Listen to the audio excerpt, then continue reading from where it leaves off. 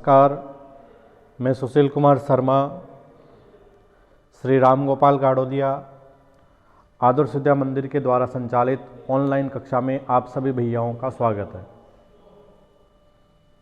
आज अपन कक्षा 11 बायोलॉजी के अंदर अध्याय जो 14 है पादपों में श्वसन, इसके बारे में अध्ययन करने वाले हैं।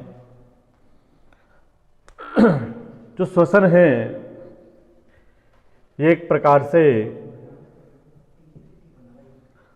ऑक्सीकरण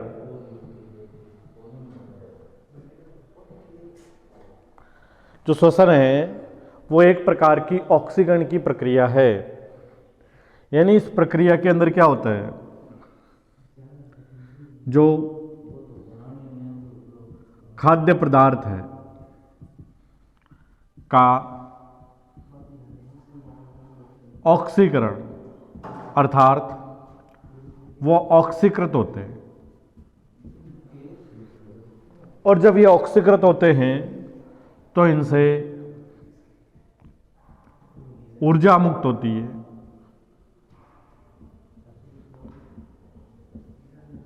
और ये मुक्त ऊर्जा ही हमारे शरीर के अंदर संचालित होने वाले विभिन्न प्रकार की जो कोशिकीय क्रियाएं होती है उन कोशिकीय क्रियाओं को संचालित करने में सहायता करती है। अब ये खाद्य पदार्थ जो है, इन खाद्य पदार्थों का जो निर्माण है वो पादपों के द्वारा, और पादपों के द्वारा कब होता है, जब पौधों के द्वारा दिन के समय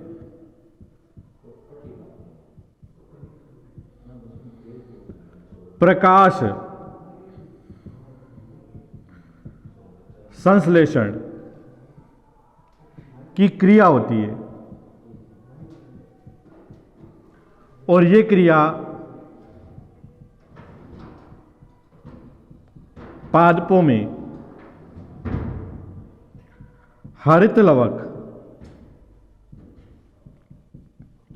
भाग में संपन्न होती है।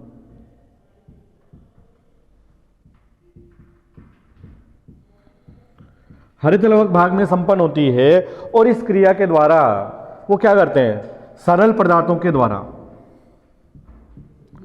सरल कच्चे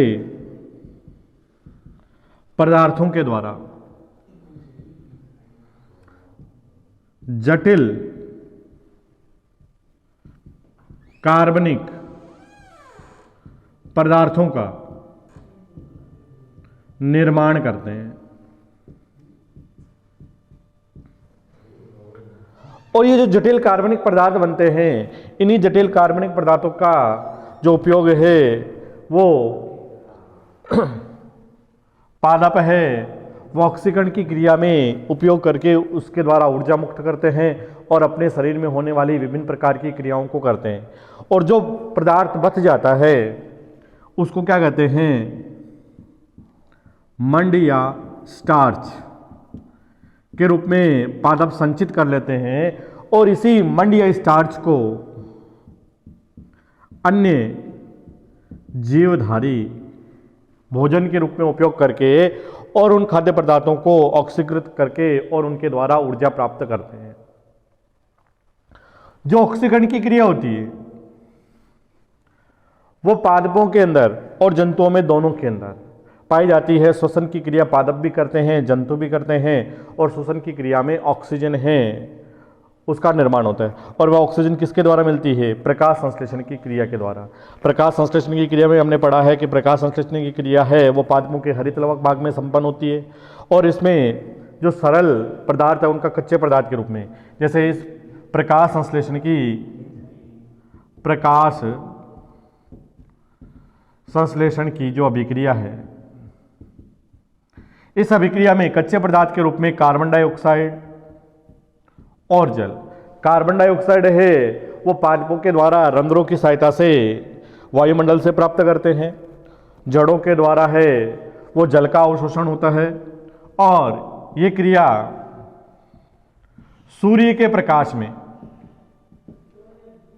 और हरित लवक में संपन्न होती है और इस क्रिया के द्वारा जो जटिल कार्बनिक पदार्थ बनता है 6 कार्बन युक्त एक हेक्सोज शर्करा का निर्माण होता है जिसको कहते हैं ग्लूकोज। और साथ ही साथ इस अभिक्रिया के अंदर जल और ऑक्सीजन भी बाहर निकलती है। इसी ऑक्सीजन का उपयोग पादप है वो श्वसन की क्रिया में भी करते हैं और अन्य प्रकार के जीवधारी है वो श्वसन की क्रिया में करते हैं, जिसके द्वारा खाद्य पदार्थ का ऑक्सीकरण होता है और उसके ऑक्सीकरण से हमें किसकी प्राप्ति होती है? ऊर्जा की प्राप्ति होती है। अब जो श्वसन है वो जीवधारियों में श्वसन की क्रिया है वो 2 प्रकार की होती है। एक होता है बाह्य श्वसन। जो बाह्य श्वसन होता है उस श्वसन के अंतर्गत O2 व CO2 का विनिमय होता है।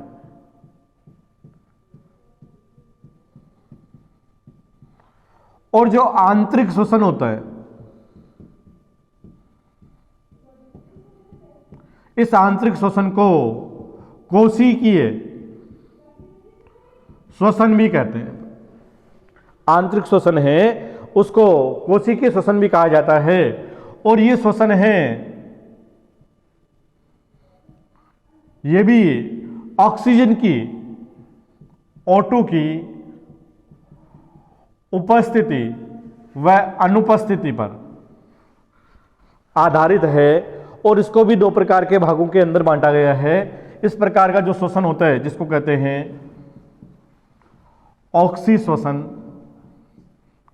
और एक होता है अनॉक्सी श्वसन। 2 प्रकार के श्वसन की क्रिया होती है। आंतरिक श्वसन के अंतर्गत ऑक्सीजन की उपस्थिति के आधार पर एक श्वसन होता है जो ऑक्सी श्वसन कहलाता है और दूसरा श्वसन होता है जो अनॉक्सी श्वसन कहलाता है। तो ऑक्सीजन की उपस्थिति के आधार पर श्वसन को है वो 2 प्रकार के भागों के अंदर बांटा गया है।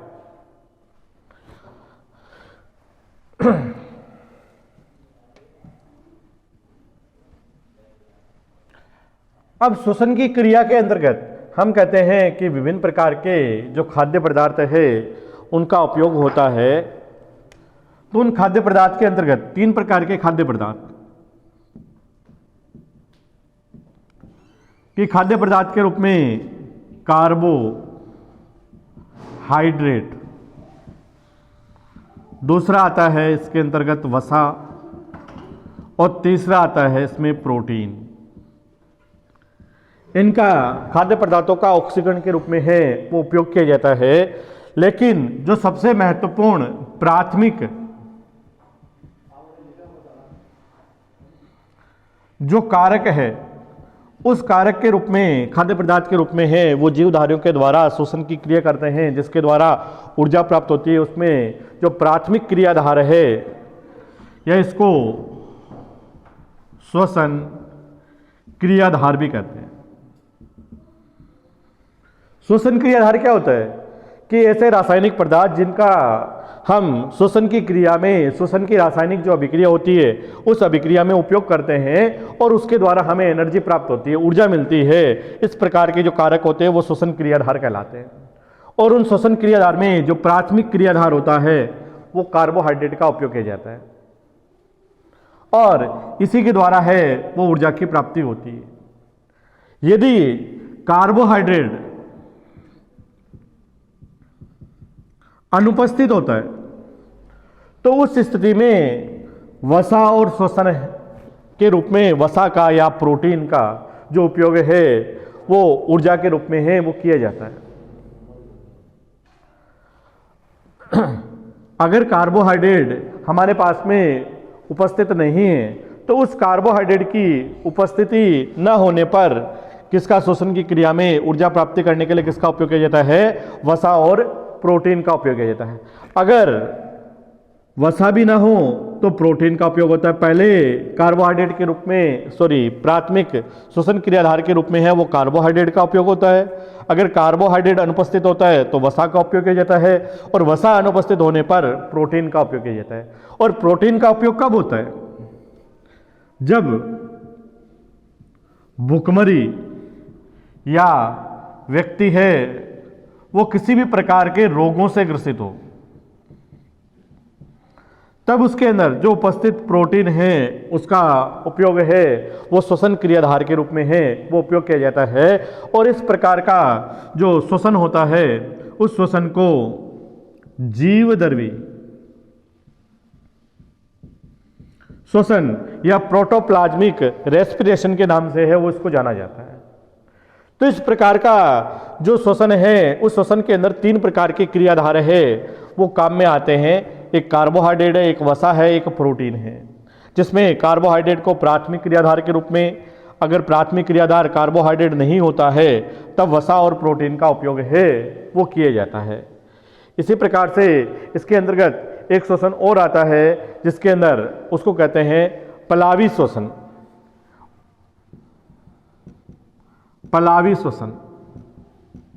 और इस श्वसन के बारे में एक वैज्ञानिक था जिसका नाम था, एक काला व्यक्ति था इसलिए उसका नाम था ब्लैकमैन। और इसने पलावी श्वसन के बारे में बताया। और इस प्रकार का श्वसन किसको कहते हैं कि जिसमें प्राथमिक क्रियाधार के रूप में अगर कार्बोहाइड्रेट का उपयोग किया जाता है, तो ब्लैकमैन ने इस प्रकार के श्वसन को क्या नाम दिया था, पलावी श्वसन के नाम से जाना जाता है।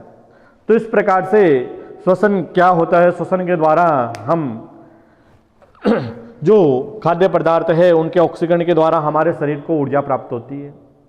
अलग अलग प्रकार के श्वसन के प्रकार हो सकते हैं, जिसमें श्वसन है वो 2 प्रकार का है, एक बाह्य श्वसन होता है, एक आंतरिक श्वसन होता है। बाह्य श्वसन के अंतर्गत ऑक्सीजन और CO2 का विनिमय होता है, लेकिन जो आंतरिक श्वसन होता है जो कोशिकीय श्वसन कहलाता है, जिसमें ऑक्सीजन की उपस्थिति या अनुपस्थिति के आधार पर इसको 2 प्रकार के भागों में बांटा गया है, एक ऑक्सी श्वसन होता है, एक अनोक्सी श्वसन होता है। इन श्वसन के प्रकार के बारे में अपन इसके आगे वाली जो क्लास आएगी उस क्लास में इन्हीं ऑक्सी श्वसन और अनोक्सी श्वसन के बारे में बात करने वाले हैं। इसी के साथ धन्यवाद।